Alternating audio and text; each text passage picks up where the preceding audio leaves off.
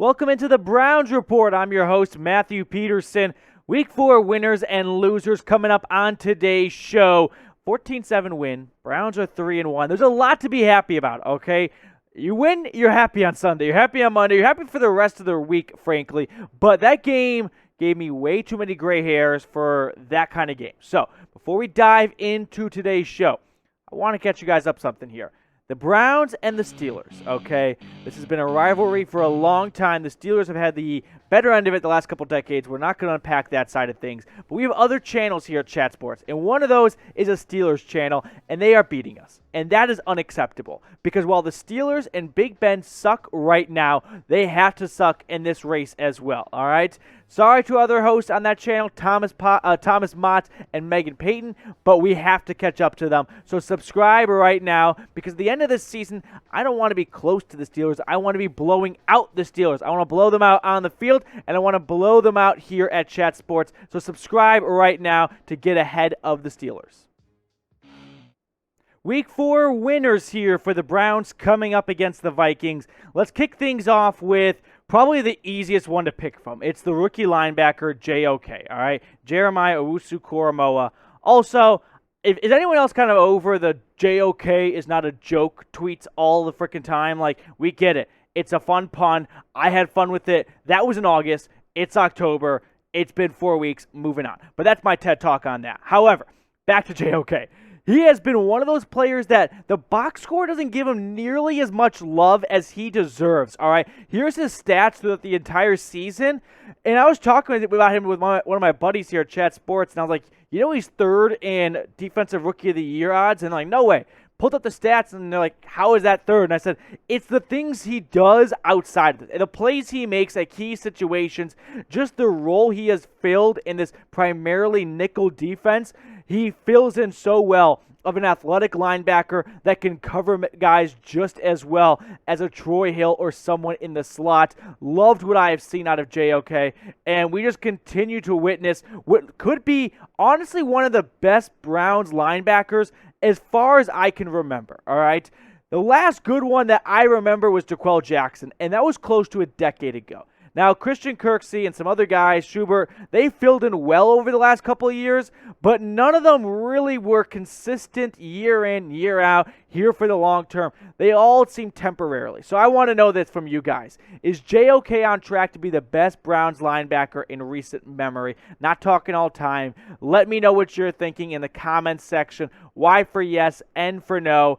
I'm giving it a hard Y. I mean, the last 10 years, besides D'Qwell Jackson, those were the end of his time, at the end of his reign in Cleveland before going to Indy.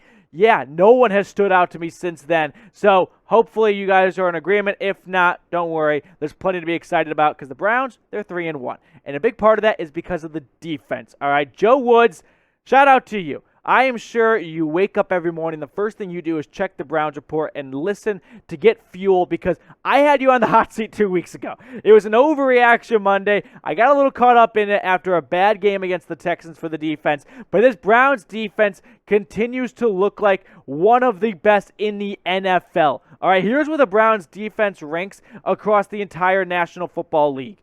They're top 5 in nearly every category, all right?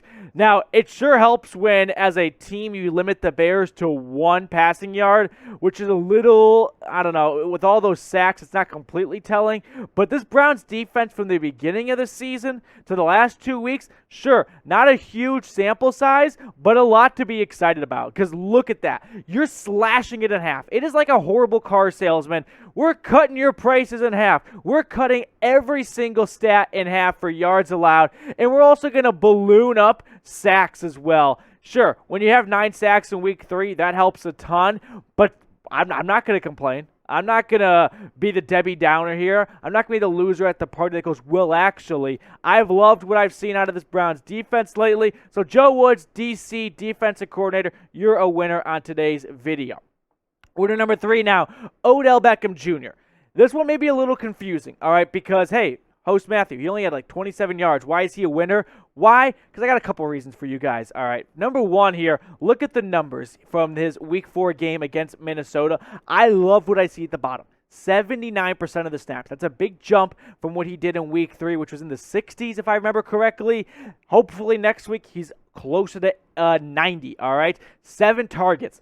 Not his fault Baker Mayfield completely missed a wide-open touchdown pass, because if he hits that, we're having a completely different conversation today, all right? So OBJ is a winner in my mind, because from what he could control, he did a great job, all right? Loved what I saw, and also just love the fact that he's getting on the field. The big spotlight, it's no longer about the ACL return. Now it's about 2021. And now it's about contributing and doing what you can do to get this Browns team not to the playoffs. Screw the playoffs. I'm talking the 1 seed. Home field advantage. Make the Super Bowl. Make the AFC Championship run through Cleveland.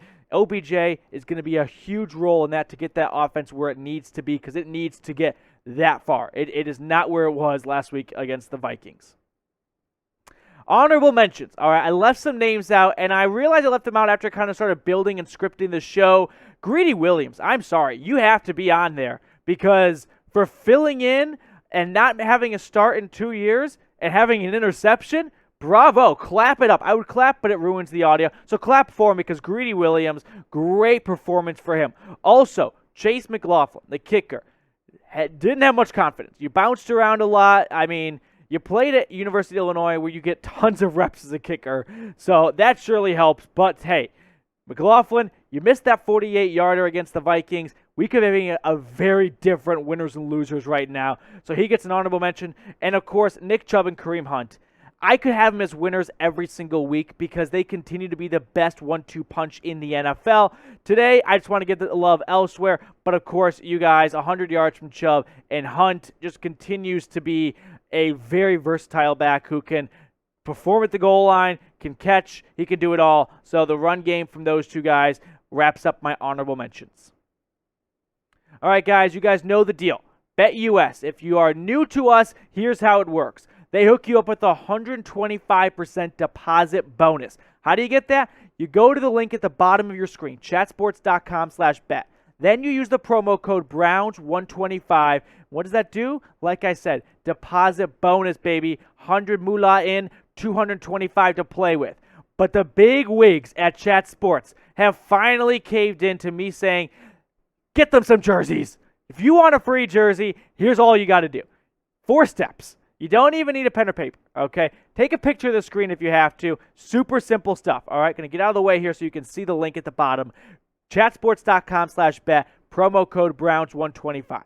Then sign up and deposit $100, all right? They're going to match that and add 25 more on, so you got $225 to play with. Browns are covering machines so far. 2 points, give me that. I was hammering that against the Vikings, paid off. I am so far 4-0 on my Browns picks, no big deal. Anywho, get a 125% deposit bonus. Then, once you get your BetUS account number, take a screenshot of your first bet, and you email us jersey@chatsports.com, and you're looking at a free Nick Chubb jersey, for example, okay? We also have number 6, Baker Mayfield jerseys coming at you.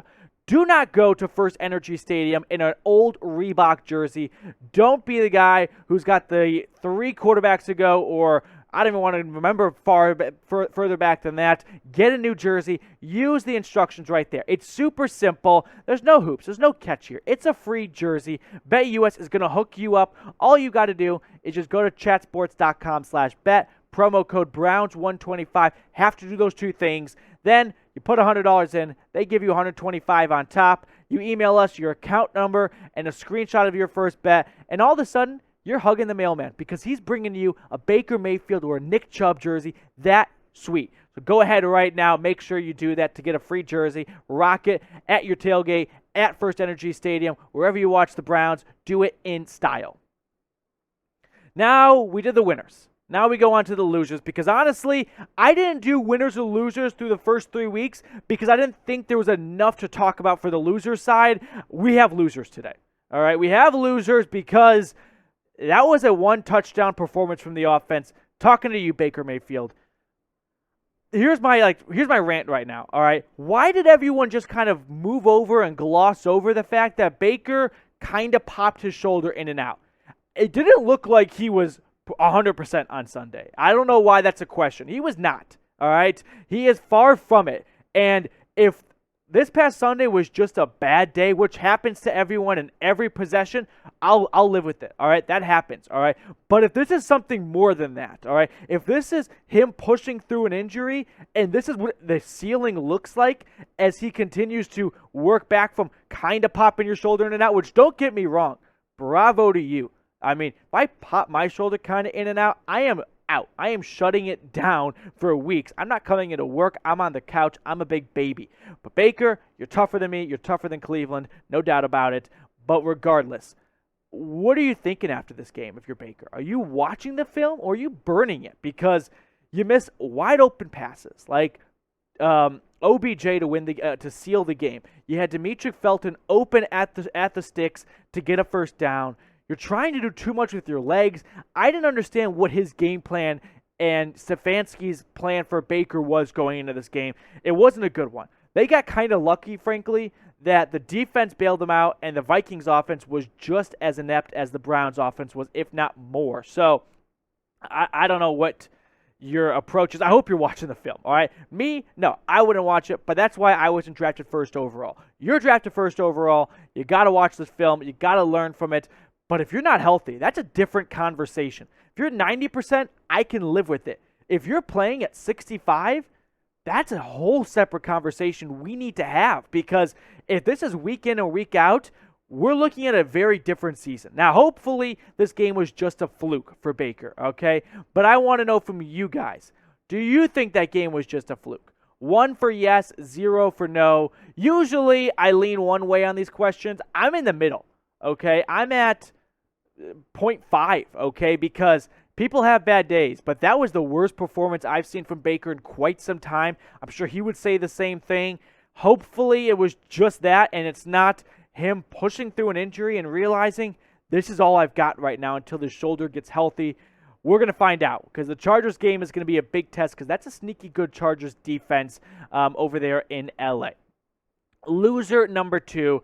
I usually don't even talk about punters, but Jamie Gillian, you go back to the Chiefs game where he drops a punt at a key situation, a key moment to turn the tide, and he's been one of the worst punters, frankly. He has been one of the bottom punters in the NFL, all right? You look at all the stats here for Gillian, and he's in the cellar, all right? You don't really make punter changes midseason unless you're like the Tennessee Titans, and they've been obsessed with doing that lately. But the Browns have to take a hard look in the mirror here, because you need a punter who can pin the opposition deep to help give your team a boost, all right? To give your offense a break, and more importantly, to give the defense an advantage if they're not on their A game. When one side of the ball is not doing well, you need another area to step it up. And the special teams unit, talking about the punting, they need to help out when they can. So, Gillian, you're my loser. If you're watching this video, stop and please go practice, because we need it, all right?